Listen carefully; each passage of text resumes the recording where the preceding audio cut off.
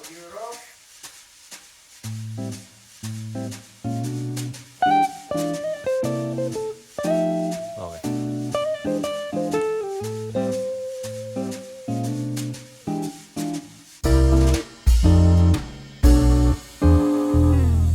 Halo teman-teman, saya seringkali ditanya di sosmed. Saya ingin ikut berkontribusi untuk Indonesia yang lebih keren di 2045. Baiknya mulai dari mana? Mungkin salah satu saran saya yaitu belajar public policy. Nah, pemahaman terhadap analisis kebijakan itu memungkinkan kita untuk mengaktualisasikan solusi untuk berbagai permasalahan, apalagi yang sifatnya struktural. Tidak hanya di pemerintahan, tapi juga di dunia usaha maupun non-profit. Mantan Sekjen PBB Ban Ki-moon, Perdana Menteri Singapura Lee Hsien Loong, dan jurnalis Rachel Maddow, semuanya adalah lulusan jurusan Public Policy. SKPP Indonesia, sekolah Public Policy pertama di Indonesia dengan bahasa pengantar bahasa Inggris, sedang membuka penerimaan mahasiswa untuk batch terbaru. Untuk detail mengenai program dan cara mendaftar, atau sekedar berkonsultasi mengenai rencana karir teman-teman ke depan, hubungi SKPP Indonesia melalui link yang ada di deskripsi. Now back to the show.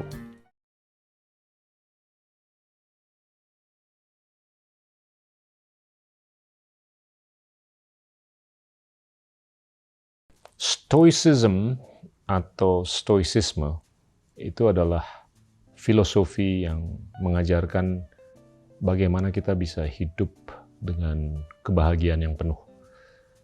Konsep ini cukup tua, dan ini dilahirkan di kota Athena oleh orang namanya Zeno, yang berasalkan dari Citium, atau yang sekarang dikenal sebagai Siprus. Itu kurang lebih di awal abad ketiga sebelum Masehi. Dan ini berlanjut, dan tentunya dilanjutkan oleh mantan budak bernama Epictetus di zaman Romawi, setelah itu oleh Seneca, seorang politikus, dan setelah itu Marcus Aurelius, seorang kaisar di zaman Romawi. Ini semua terjadi di milenial pertama. How will the world speak my name in years to come? Will I be known as the philosopher, the warrior, the tyrant? Or will I be the emperor who gave Rome back her true self?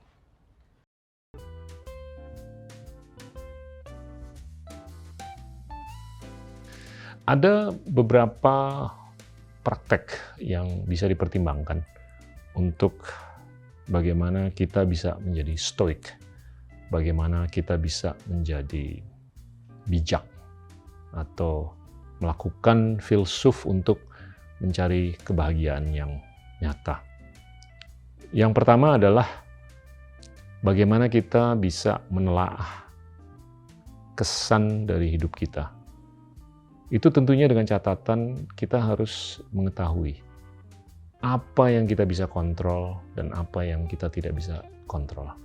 Semakin kita menyadari batas apa saja yang kita bisa kontrol, semakin kita bisa menerima apa yang terjadi dengan diri kita sendiri. Yang kedua adalah the impermanence of things. Ini sederhananya, segalanya itu tidak baku. Jadi kalau ada sesuatu yang terjadi dengan diri kita, semakin kita menyadari bahwa itu tidak baku, semakin kita semestinya bisa menjadi stoik. Memang tidak kekal itu inti dunia. Ya. Jadi orang tahu dari kecil bahwa hidup itu tidak kekal. Ya. Karena dia juga lihat orang tuanya dari rambut putih menjadi beruban. Ya. Kakek neneknya dari gesit menjadi lemah. Ya. Siang jadi malam. Pagi jadi petang. Yang ketiga tentunya adalah reserve clause. Seringkali kalau kita mau melakukan planning untuk melakukan sesuatu, we have to plan for the worst. Kita harus berencana untuk atau merencanakan hal-hal yang lebih parah daripada apa yang kita antisipasi. Agar kalau nanti kita kepleset, itu kita sudah bisa mengantisipasi hal-hal yang di luar batas wajar atau hal-hal yang kita tidak rencanakan. Mau kemana? Emang mau camping?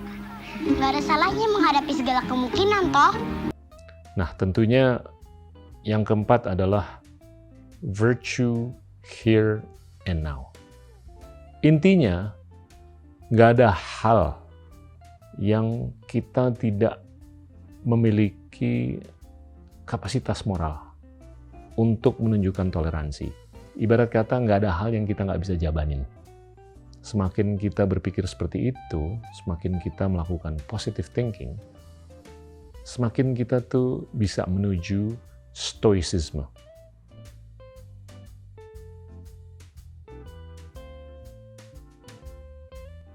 Yang kelima adalah istirahat. Take a deep breath. Kalau stres, kalau hal-hal yang kita lagi alami itu memang di luar kontrol atau bahkan di luar batas wajar, ya kadang-kadang kita harus istirahat dan take a deep breath. Jabanin aja. Dan itu akan membantu kita untuk lebih menjadi stoik. Yang keenam, ini yang seringkali disebut otherize. Otherize ini adalah bagaimana atau konsep bagaimana kita tuh bisa merasakan apa yang dirasakan orang lain, itu kita juga bisa rasakan. Jadi apa yang dilakukan oleh orang lain, itu kita harus bisa bayangkan bahwa itu juga bisa terjadi dengan kita.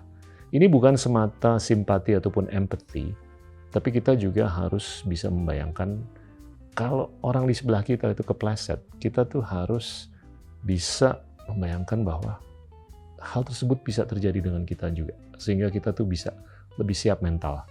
Tentunya gimana kita bisa lebih stoik.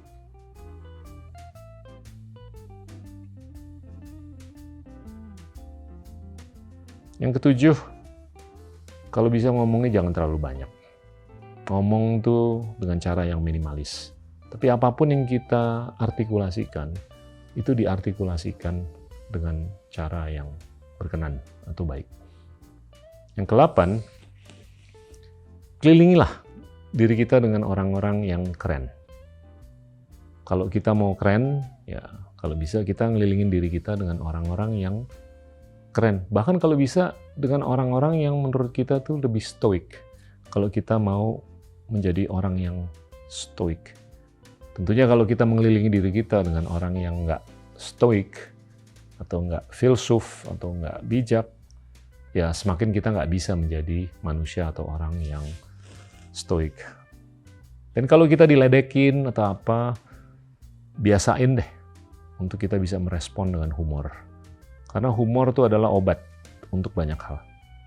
Kalau kita dibully, kalau kita diledek, atau kita dikompromi, disiasati atau apa, ya nggak usah baper. Kita respon aja dengan humor, as if ini adalah bagian dari hidup kita, dan semakin kita bisa mengakomodasi hal-hal dengan humor, semakin kita tuh bisa menjadi manusia yang lebih stoik. Karena pada akhirnya kita harus percaya kepada logic power and moral power. Itu yang akan menuntun manusia ke arah kebenaran.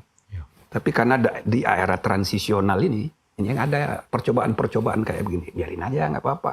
Jangan baper. Gitu loh. Jangan terlalu ngobrol terlalu banyak mengenai diri kita. Jangan nyombong. Bahkan learn to listen. Kalau ngobrol sama orang, semakin orang yang Anda ajak ngobrol itu semakin banyak ngobrol dibanding diri Anda sendiri, itu semakin baik. Karena the power of listening itu is much bigger than the power of speaking ataupun talking.